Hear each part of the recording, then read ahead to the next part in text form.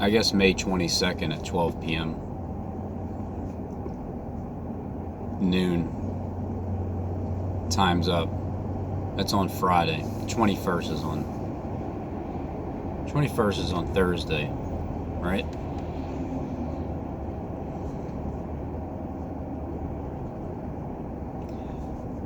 Three days. Dark times coming up. Turning off the power, resetting everything, like the zeros in people's bank accounts. It's going to be, instead of you having like a 1 0 comma 0 0 0 comma 0 0 0, like that kind of money, you're just going to have nothing but zeros. And then everything that you have, everything you own, everything that you were building and selling, you now just have to give it away. Well, you don't have to, but things are just going to be sitting, and everybody's going to be in the same boat, which is the broke boat.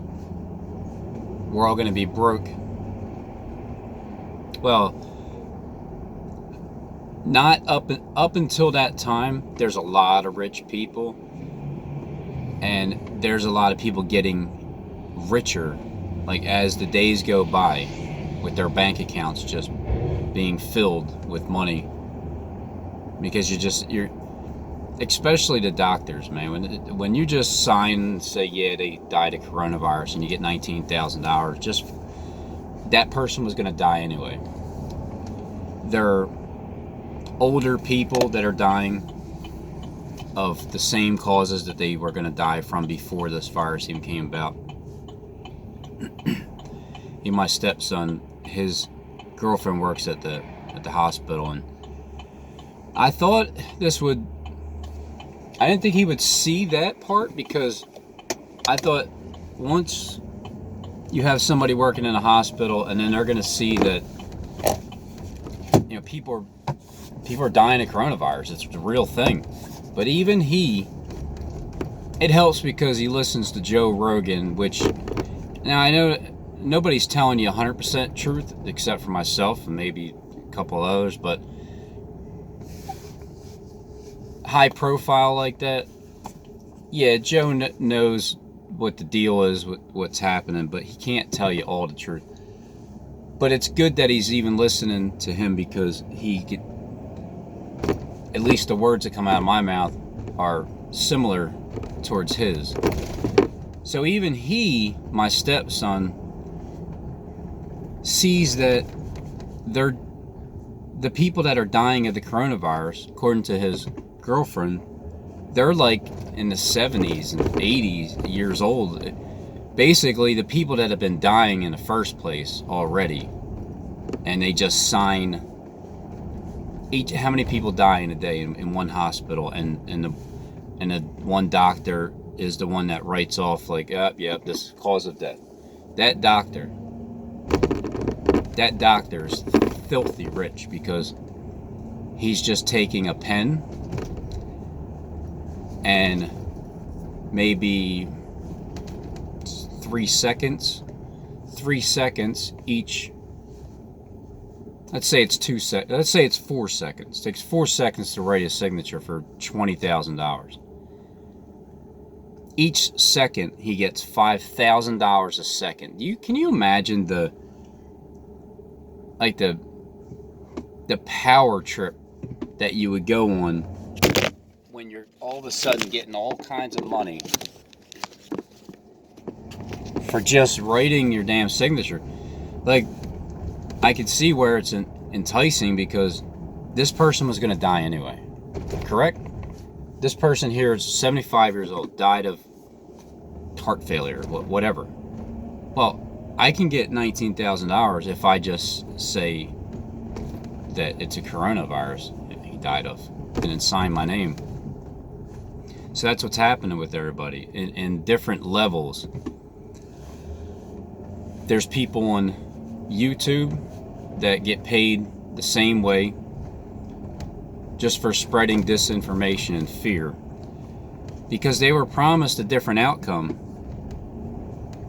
But the scariest damn thing is, if you misinterpret what Derek Broze and Jonathan Kleck are saying, if you don't see the power that they have in this world as they're showing you how they're controlling it, and you're still coming against them, well, I thank God that he opened up my eyes quicker this time with Derek to see. Now, yeah, of course, Derek's still gonna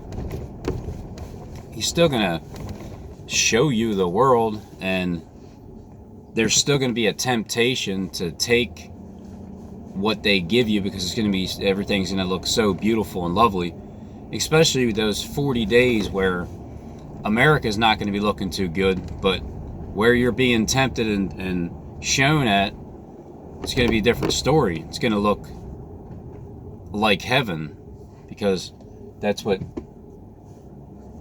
Satan does. He takes Jesus up to the highest mountain in a moment's notice. Just takes him out of that forest and brings him up to the edge of the line, just, like a couple hundred yards away, just to take a look at where he came from. So the people that keep misinterpreting what they're saying, it's something that clicked for me. It clicked, and then I think, wait a minute. Nah,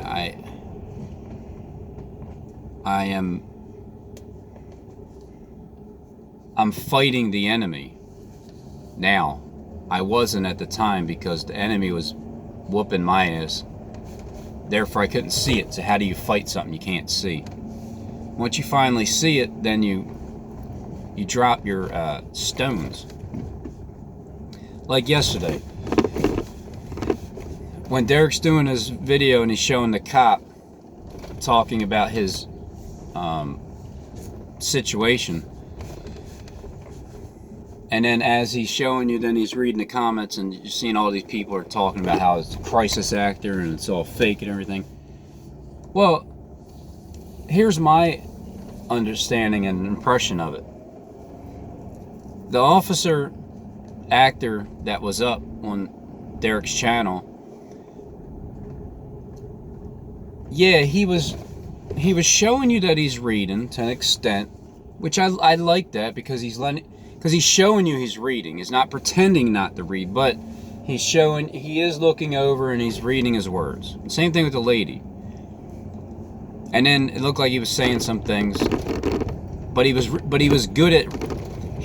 better than most that are reading. It gave me a good feeling watching, because it's a positive message. It's different perception, because what I'm used to seeing these past years is nonsense. Crisis acting at its worst. So the officer that was telling you the message, whether he went through it or not, like that, I mean, that's his video, right? How did it get that many views? Well, look, because a lot of people are interested in watching it.